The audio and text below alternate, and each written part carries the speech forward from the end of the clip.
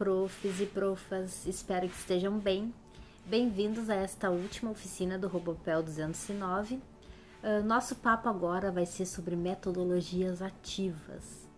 Elas estão muito famosas durante esse período de pandemia, porém elas não são nada novas. Então, as metodologias ativas elas já vêm como linha de estudo e pesquisa e implementação desde a década de 50. Até antes da pandemia eu já tinha começado os meus estudos sobre as metodologias ativas, né? E agora se intensificou, porque a gente não teve muitas opções. Digamos que durante a pandemia, ou a gente se adaptava a um novo modelo de aprendizagem, né? Ou a gente não fazia a aprendizagem acontecer. Então a gente precisou desta adaptação, precisou estudar bastante como fazer dar certo a educação. E parece que a gente está chegando, todos estamos trilhando o mesmo caminho, a gente está chegando a um consenso de que precisamos de mudanças nos modelos de aprendizagem que existem. E que mudanças são essas? Então, não tem uma receita de bolo de como fazer dar certo, qual é a melhor forma de fazer a aprendizagem, qual é o melhor caminho, qual é o caminho único que todas as escolas devem seguir, não tem nada disso. Mas, talvez, estes modelos mais tradicionais de aprendizagem, como, por exemplo, passar a matéria no quadro e fazer os alunos copiarem. Será que isso faz sentido no mundo de hoje? Eu penso que não. Eu penso que não faz nenhum sentido. E eu sei que tem gente que já me converso sobre isso com os meus amigos profs e tudo. Não, mas não é bem assim. O aluno ele tem que escrever, ele tem que praticar a caligrafia e tudo mais. Concordo, eu acho que o aluno ele tem que praticar, ele tem que escrever, mas será que é copiando um conteúdo do quadro? Eu acho que esta não é a melhor forma. Eu acho que isso não faz mais sentido no mundo de hoje. Eu acho que tem outras formas da gente estimular a escrita dos alunos. Eu acho que eles podem produzir os próprios textos, eles podem criar narrativas, eles podem escrever documentação dos projetos que eles estão criando. Então a gente tem outras formas de estimular isso. Mas escrever a matéria do quadro, quando a gente vê isso, com certeza esse professor ele não trabalha com metodologias ativas. Uma outra coisa que talvez não faça muito sentido no mundo de hoje é quando a gente vê um colega falando assim, tive que dar a mesma aula não sei quantas vezes, tô cansado. Será que faz sentido, gente, a gente dar a mesma aula 3, 4, 10 vezes para turmas diferentes? Ou faz muito mais sentido a gente gravar um vídeo da nossa aula e ir para a sala de aula para uma dinâmica mais ativa dos alunos, onde eles já assistiram esse conteúdo, ou até eles podem assistir no momento da sala de aula, um vídeo que não ocupe a sala de aula, o tempo de aula inteiro, eles podem assistir neste momento e depois a gente fazer alguma prática em relação ao que eles assistiram. Uma outra coisa que a gente usa bastante porque facilita, é prático, são os projetores multimídia. Será que faz sentido a gente usar slides para tudo? Ou a gente pode criar esse conteúdo com os nossos alunos, seja na aula ou seja de forma remota? Existem ferramentas onde os alunos eles podem criar junto conosco. A gente pode trabalhar todo mundo junto de uma forma colaborativa e criar uma apresentação, criar um quadro, criar um esquema, enfim, um trabalho colaborativo que pode ser online, inclusive.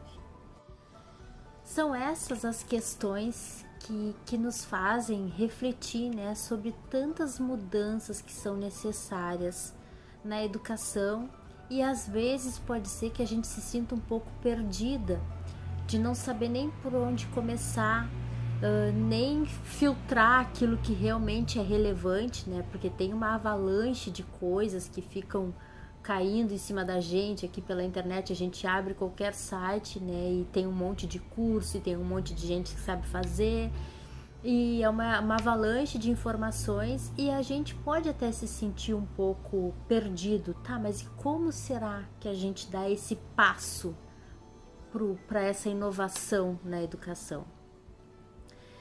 Então, o meu primeiro conselho para isso é estudar.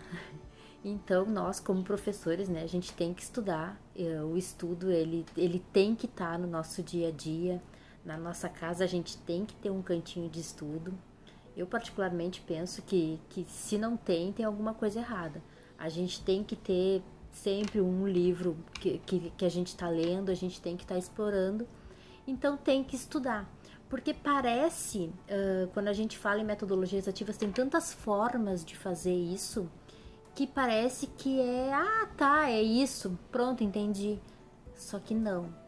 É bem profundo, é uma implementação trabalhosa, pode ser que não dê certo nas primeiras vezes, porque uma das razões é que os nossos alunos, eles já são acostumados a serem passivos no processo de aprendizagem. Isso é triste, mas é verdade. Então, para a gente reverter isso, pode dar um pouco de trabalho. Então, a gente tem que a gente tem que ter paciência, tem que ser perseverante para que aquilo ali dê certo. Além disso, não é uma coisa assim que um professor consiga fazer sozinho, isoladamente, numa turma. A implementação das metodologias ativas, seja qual for o modelo escolhido ou pelo professor ou pela escola, ela precisa ser em um conjunto. Ela precisa que todas as pessoas que estão neste processo, elas estejam sabendo o que está acontecendo, elas estejam de acordo com essa transformação. Então, não é uma coisa que a gente consiga fazer isolado. Pode ser muito mais frustrante, assim, quando a gente tenta fazer sozinho. A gente precisa se unir como professores, a gente precisa se unir com a gestão da escola, a gente precisa ser transparente com os pais e com os alunos também, para mostrar como que funciona esta nova forma. Conforme já falei, não existe uma única forma de fazer a implementação de um modelo mais ativo de aprendizagem. Então, uma maneira é a sala de aula invertida, que é bem utilizada por alguns professores. Inclusive, uma das minhas convidadas, a professora Gabriele, ela fez um mestrado sobre sala de aula invertida. Ela vai falar um pouquinho aqui pra gente sobre a experiência dela. Outra forma é aprendizagem baseada em projetos. Isso é muito utilizado dentro da aprendizagem criativa. Então, quando a gente estuda um pouquinho mais sobre aprendizagem criativa, a gente vê que sempre trabalhamos em projetos com os nossos pares, dentro daquilo que a gente tem paixão, e a gente sempre procura pensar brincando. São os 4 P's da aprendizagem criativa.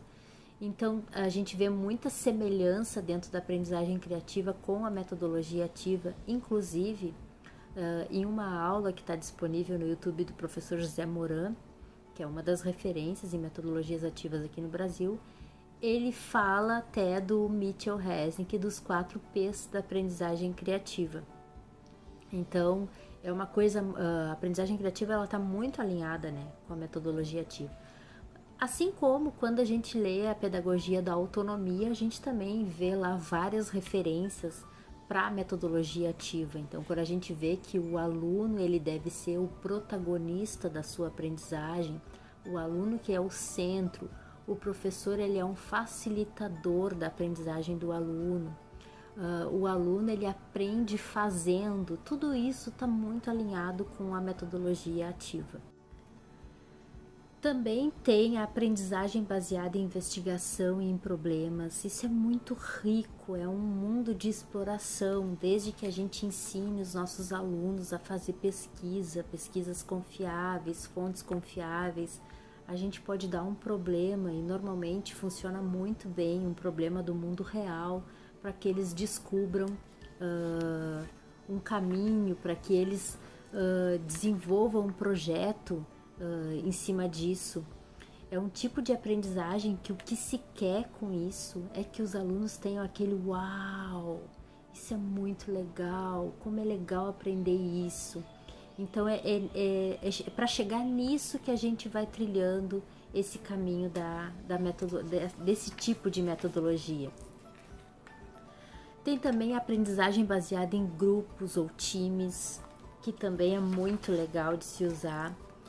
Quando a gente também fala, e agora também está bem alta a aprendizagem híbrida, né? Então a gente pode fazer rotações na aprendizagem híbrida, que também é um tipo de metodologia ativa. Até inclusive o Prof. Marco, que está aqui também no vídeo, daqui a pouquinho eu vou botar ele aqui para falar. Ele vai falar um pouco disso, né? Que a aprendizagem híbrida, agora com a pandemia, muita gente ficou pensando assim, é híbrido porque o aluno ele pode estar remoto ou pode estar presencial. E na verdade não, na verdade híbridos são formas diferentes da mesma aprendizagem, de aprender, que a gente pode proporcionar ao nosso aluno aprender um conteúdo, um conceito, a desenvolver um projeto de diversas formas. Por isso é híbrido, pode ser do online para o presencial, isso é um modelo híbrido, mas não é só isso. Então tem diversas formas da gente implementar as metodologias ativas. O livro que eu estou usando aqui para mostrar essas formas para vocês é Metodologias Ativas de Bolso, do professor José Moran. Ele é um livro que tem assim a ideia básica e central das metodologias ativas. Depois tem outras bibliografias mais completas em relação ao tema. E agora eu vou deixar vocês ouvirem o que os meus profs convidados, né, compartilharam conosco nesse vídeo em relação às metodologias ativas.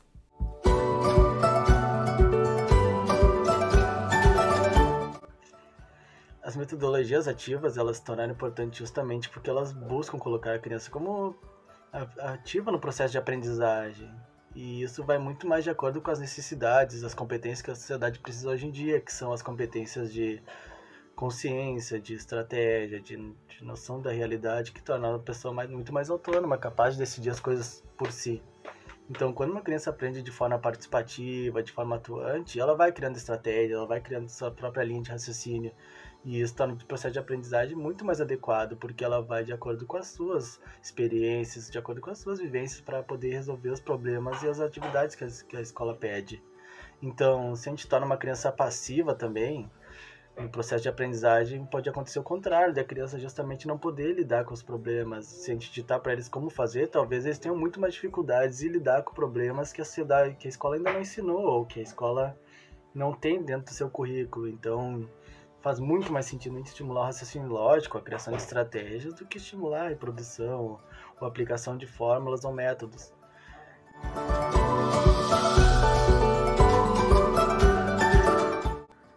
Como professora de matemática da educação básica, sempre busquei alternativas e métodos de ensino que envolvessem a participação ativa dos meus alunos. Nesse sentido, procurando por metodologias que potencializem a aprendizagem da matemática e com a possibilidade da utilização de tecnologias digitais como recursos de ensino, encontrei a sala de aula invertida, que é uma metodologia ativa que pode inverter o modelo de sala de aula tradicional. A sala de aula invertida oportuniza desenvolver ações que deem sentido ao que foi estudado, criando situações de aprendizagem onde seja permitido aos alunos manipular ou fazer coisas, pensar criticamente e conceituar o que fazem através das atividades práticas. Tendo então como finalidade promover um ambiente em que o aluno também seja responsável pelo seu próprio aprendizado, e podendo então provocar o desenvolvimento da autonomia para os estudos. No trabalho com a sala de aula invertida, é possível mapear as principais dificuldades dos alunos e, assim, traçar novas estratégias e um planejamento que contemple tais dificuldades. Desta forma, o professor dedica o tempo para ajudar os alunos em sala de aula, tornando-se um provocador dessas transformações comportamentais e oferecendo uma educação personalizada, ajustada às necessidades dos alunos. Nas metodologias ativas, há principalmente uma inversão do protagonismo, pois o foco é a aprendizagem do aluno e a atenção está no processo e no percurso dessa aprendizagem e não apenas no resultado final.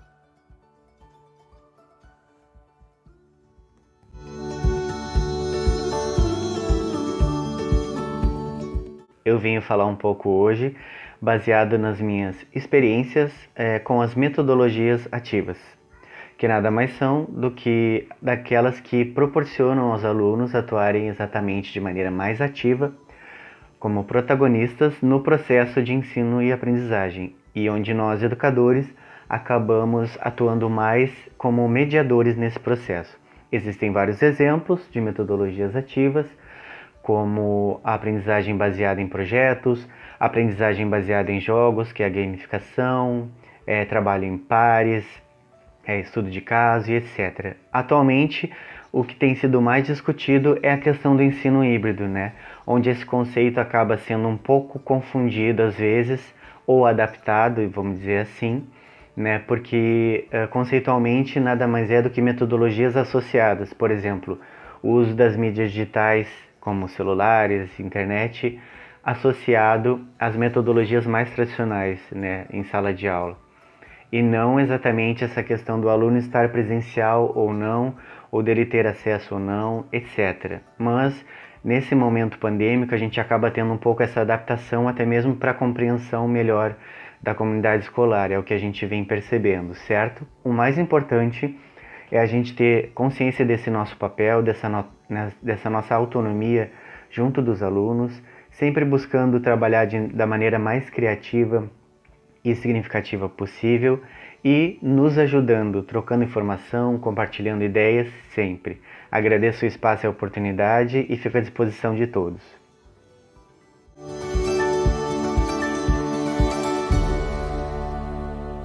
Desde 2010, eu lidero o grupo de pesquisa Comunicação, Cultura e Tecnologias, um grupo multidisciplinar cujas nossas ações elas abrangem ensino, pesquisa e extensão. Nosso propósito é formação de professores e intervenção em escolas públicas, como também em nossas salas de aula, utilizando metodologias ativas. Desde março de 2020, com a pandemia Covid-19, estamos atuando na universidade com o ensino remoto. Eu trabalho com fundamentos psicológicos da educação para cursos de licenciatura e a minha experiência tem sido a utilização das metodologias ativas, especialmente a aprendizagem criativa. Por que eu escolhi isso? Eu escolhi as metodologias ativas pela questão de trazer a ludicidade, capacidade inventiva, possibilidade de diálogo entre os colegas em situações síncronas, né? E para isso a gente utilizou alguns recursos de mídia associados à plataforma que nós utilizamos na UFPEL. Optei por problematizar as teorias da aprendizagem, sempre conectando com as dificuldades e os impasses e as transformações que a pandemia Covid-19 vem trazendo no nosso dia a dia.